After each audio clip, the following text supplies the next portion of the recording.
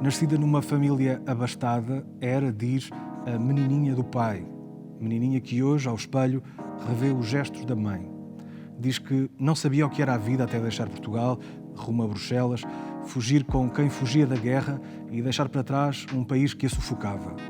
Lá pela Bélgica, conheceu a vida, outra, a dura. Comeu demasiadas vezes arroz com ervilhas, e ervilhas com arroz, dias e dias seguidos. Foi quase tudo, mulher a dias, babysitter, trabalhou numa fábrica, mas nunca deixou de ser o que sempre foi, bailarina.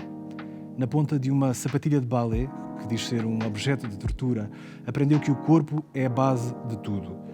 E quando não foi mais bailarina, porque o corpo cedeu, a saúde mental cedeu, foi atriz, porque também a atriz, o corpo é a base de tudo. A pequena fadista da escada de serviço do prédio da infância trabalhou com os melhores no teatro. Carlos Avilés, Fernanda Lapa, João Mota, Jorge Silva Melo. Trabalha agora com João Lourenço. Diz que é de paixões e de amores e por eles fez muitos disparates. O primeiro amor, platónico, era Gregory Peck, o galã de Hollywood de Não Matem a Cotovia e Férias em Roma. Garante hoje, com 76 anos, que tem um ímpeto para viver. Algo com que se nasce ou não se nasce. E Lídia nasceu. Lídia, primeira pergunta.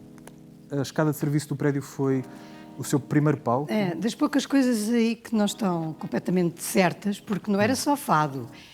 Eu tinha um leque de repertório, não é? O que é que fazia, então? De música brasileira, estou a brincar, mas pronto. Mas estou-me a rir porque realmente tem boas informações.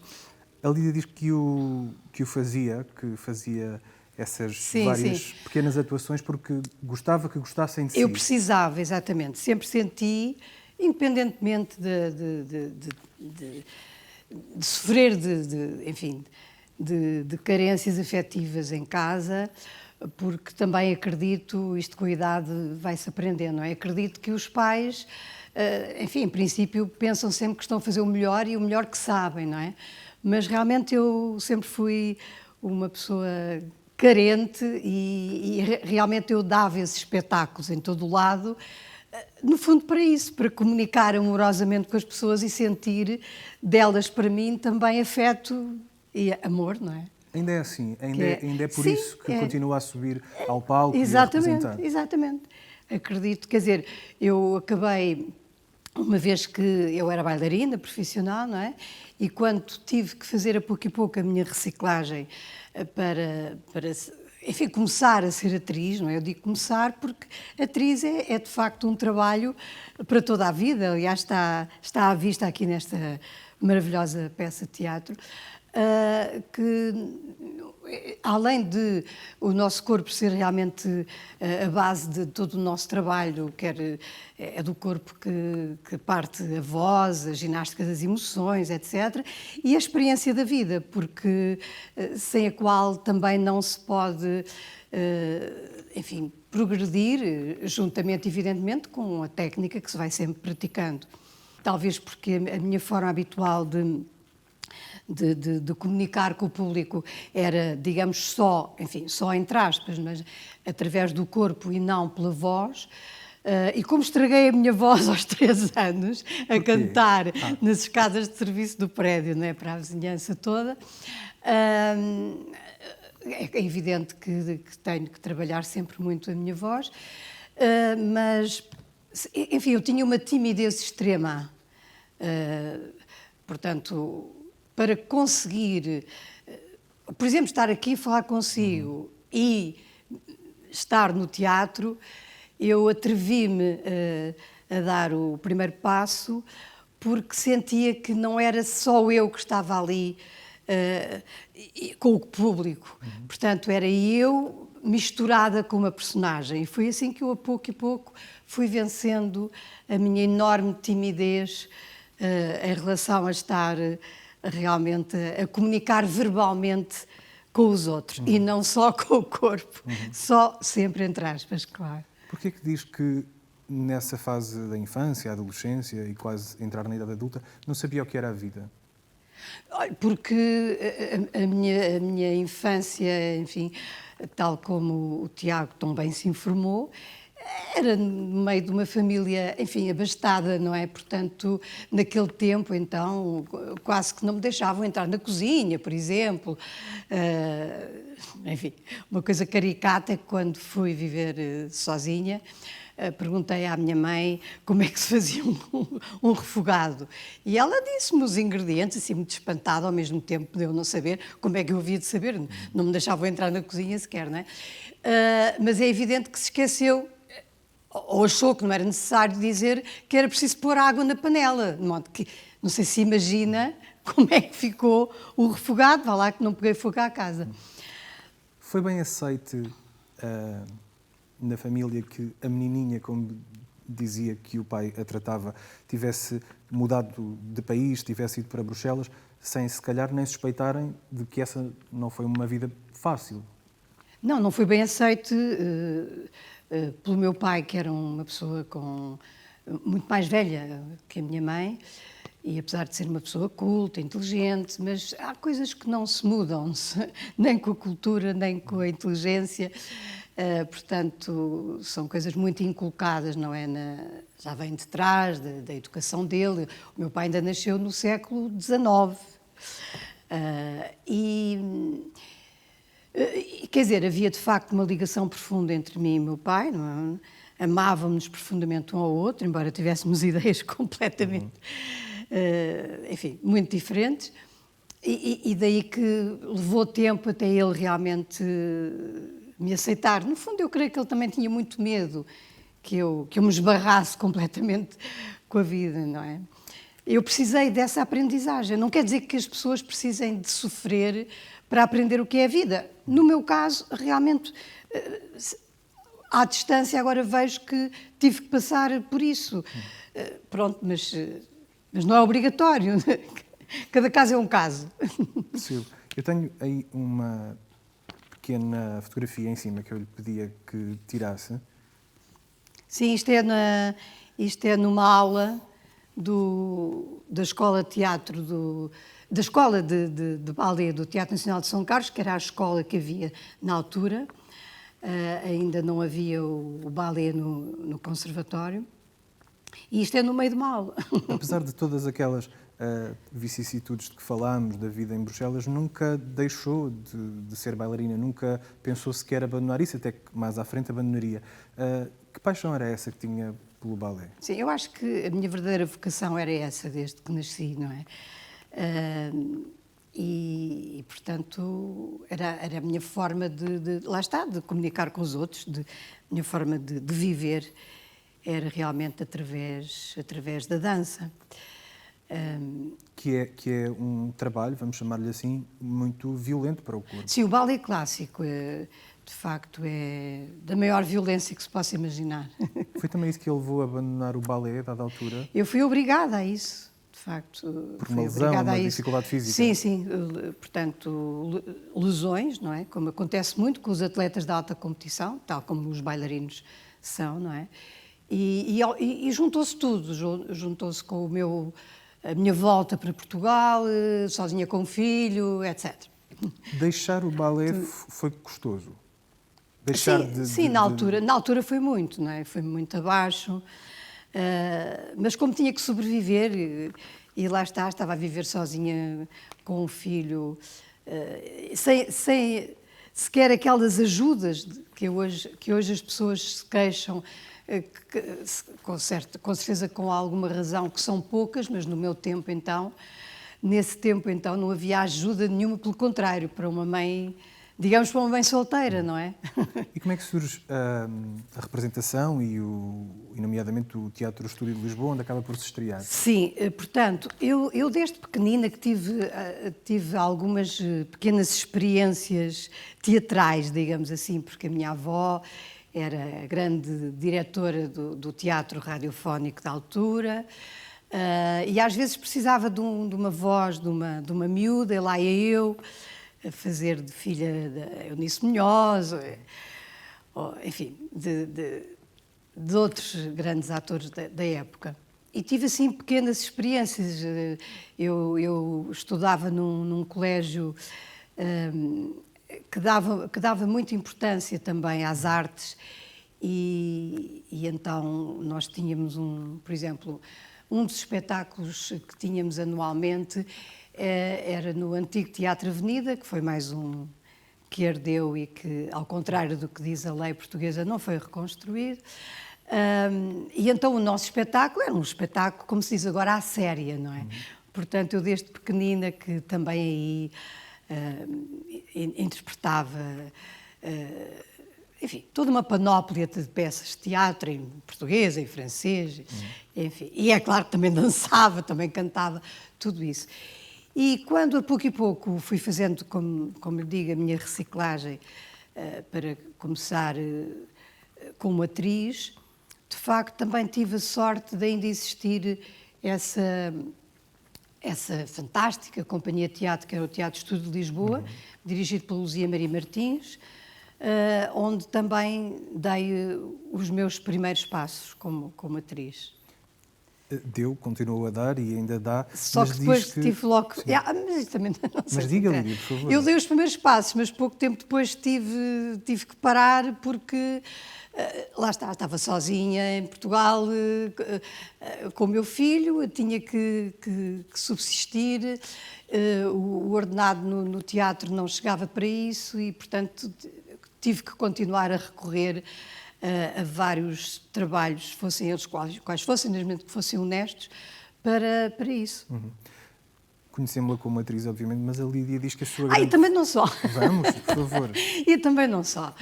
Já não sei se foi nessa altura, mas eu tive dúvidas que tivesse um mínimo de talento para continuar como atriz. Porque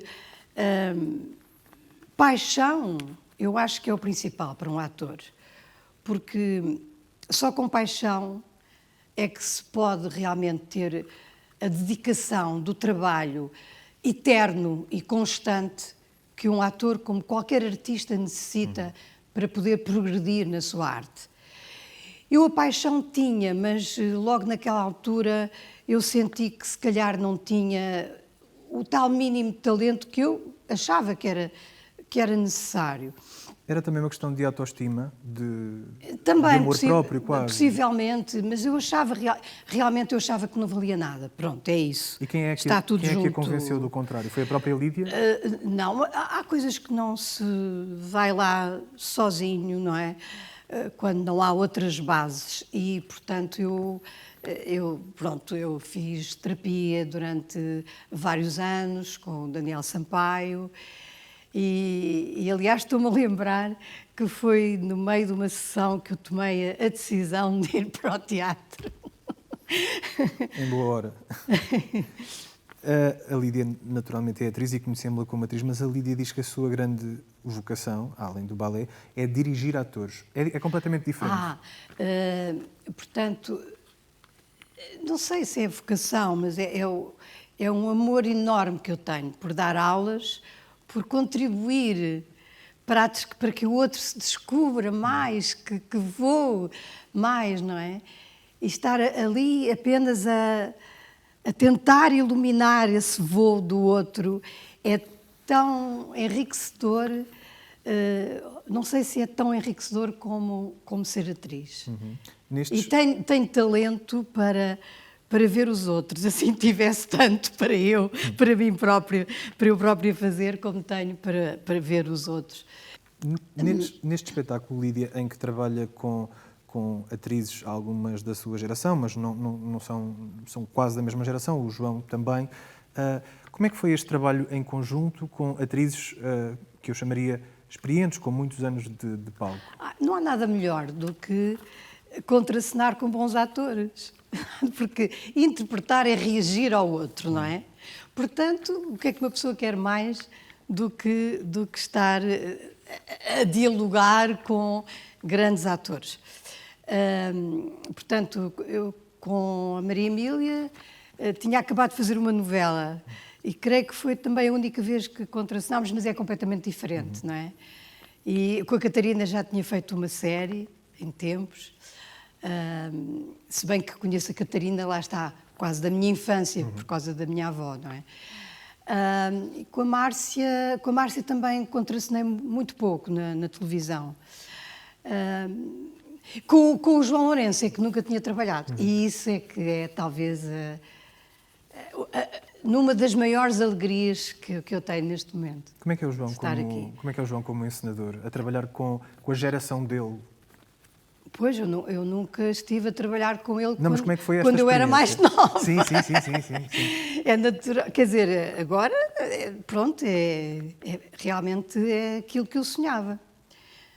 O João diz que se criou, até pela força que o texto tem, que se criou uma consciência política entre vocês, os 5, contando com o João. Sentiu isso? Sentiu que este texto era um texto urgente na altura em que foi Sim, apresentado? aliás, é extraordinário que esta extraordinária dramaturga tenha escrito esta peça há cerca de 4 anos, que parece que foi escrita agora de propósito para tudo o que se está a passar com a humanidade e com o mundo, não é? Mas não há nada que não seja político, não é? Quer dizer... Talvez haja, porque a Lídia diz que quem manda no mundo e nos políticos são os bancos. Tem essa crítica ainda?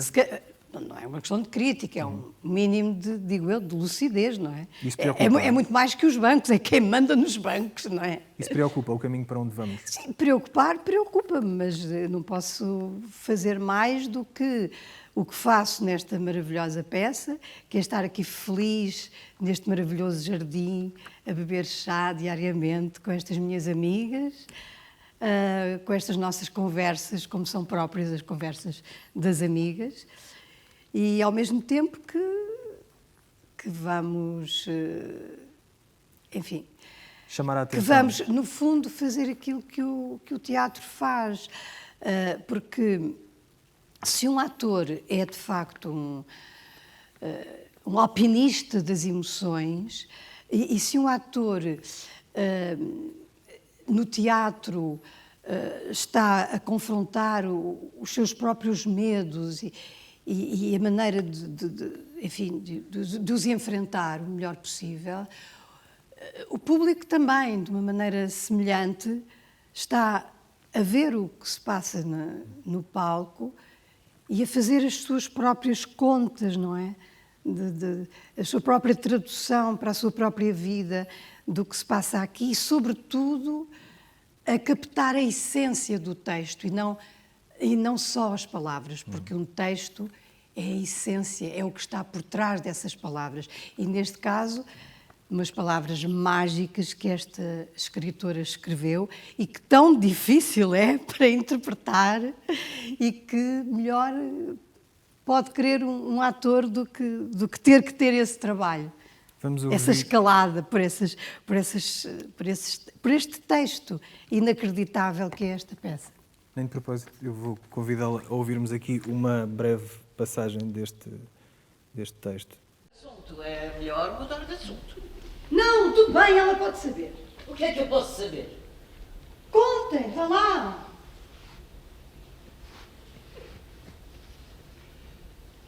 A Viviane, acidentalmente, há muito tempo, matou o marido acidentalmente, Acidentalmente, não. em legítima defesa. Como é que fez isso? Estava, por acaso, com a faca da cozinha na mão. Foi mesmo azar, realmente. Por isso, quando apanhei, defendi-me. Então teve razão, não é verdade? Foi legítima defesa. Foi mais complicado. Os advogados. Homicídio! 6 anos, o que foi metade. Ainda assim foi muito tempo. Os primeiros 2 anos. Mas depois o tempo passa mais depressa. Não passa? Passa tudo muito depressa. Uma pessoa habitua-se. Nesse caso pode ser bom. Mas quando vemos a nossa própria vida a passar muito depressa... Não comeces com isso. A Lídia é mãe do Miguel, que é cientista, e disse uma coisa muito curiosa que é: não me arrependo de não ter feito uma carreira internacional para poder ser mãe a tempo inteiro. Que convites foram esses que surgiram? Isso teve a ver, portanto, um pouco mais tarde do que logo na minha estreia, mas em que eu tinha realmente aquelas dúvidas todas de não valer a pena, se calhar, insistir como atriz por falta de qualidade da minha parte, não é? Eu já tinha feito alguns pequenos trabalhos na televisão e, na altura, juntei assim numa cassete aqueles trabalhos. Não havia internet na altura, não é? Portanto, informei-me, tomei nota de nomes e endereços de realizadores, de produtores, de diretores de casting, portanto, em Espanha, em França. Tinha muito pouco dinheiro. Os meus pais, na altura, ficaram então com o meu filho e, de mochila às costas, meti-me num comboio e, sem conhecer ninguém, tinha apenas aqueles contactos. Fui a Madrid, fui a Barcelona, fui a Paris. Fui muitíssimo bem recebida. Fiz uma série de castings.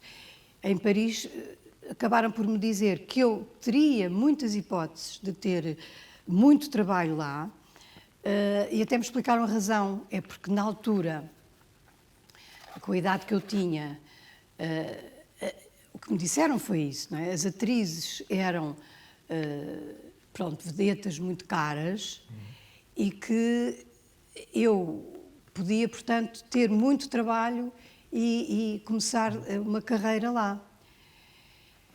Assim como em Barcelona. Em Barcelona convidaram-me logo para fazer uma série para a televisão e também muito trabalho de publicidade em Madrid. E então eu resolvi, de facto, voltar para Portugal, pensar que afinal lá ninguém me conhecia, foi através desses castings que eu fiz, que acharam que eu tinha possibilidades. Resolvi então fazer uma nova tentativa como atriz. Lá está, já tinha mais alguma... Já acreditava um bocadinho mais em mim, não é? Mas optei por ficar, porque a condição sine qua non que me deram foi que para isso eu tinha que viver lá. Estar ao lado do telefone todos os dias, a todas as horas. Porque isto já foi há uns anos, não havia internet, não havia nada disso, não é? E foi isso. Acho que respondo à sua pergunta, sim, não é? Sim. Não há, portanto, nenhum tipo de arrependimento? Não. Aliás, pronto, depois até foi o meu filho que teve que sair de Portugal, e hoje é um dos maiores cientistas, dizem, do mundo. Para mim é de certeza porque é meu filho, mas realmente é o que dizem, é um dos maiores cientistas do mundo. Voltando à peça, e estamos quase a terminar, este espetáculo traça também um cenário quase apocalíptico e outras coisas que ouvimos, sendo apocalípticas, parecem-nos bastante próximas, bastante reais. Para essa geração, que é a geração do seu filho, que é a geração de netos, preocupa este tempo em que vivemos e para onde caminhamos? Sim, ao meu filho preocupa, claro. O meu neto tem 7 anos e vovó, odeio o Covid. Para as crianças é preocupante. Para atrizes que têm mais de 70 anos, posso dizer que vocês arriscam conscientemente e porque gostam de representar, mas arriscam ao vir ao teatro. Sem dúvida. Eu desde março passado que autoconfinei-me e, parece propósito, nunca recebi tantos convites de trabalho, não imagina, como desde essa altura, e recusei tudo. Torci-me toda, mas recusei tudo. Mas quando recebi este convite, eu não resisti. Tenho uma última pergunta, Lídia. E de facto, sinto-me ao mesmo tempo com essa sensação que o Tiago acabou de dizer, mas ao mesmo, com certeza, sou consciente, não é? Mas ao mesmo tempo sinto-me renascida quando estou aqui. O espetáculo Só Eu Escapei, interrompido devido à pandemia, regressará em breve ao palco do Teatro Aberto, em Lisboa.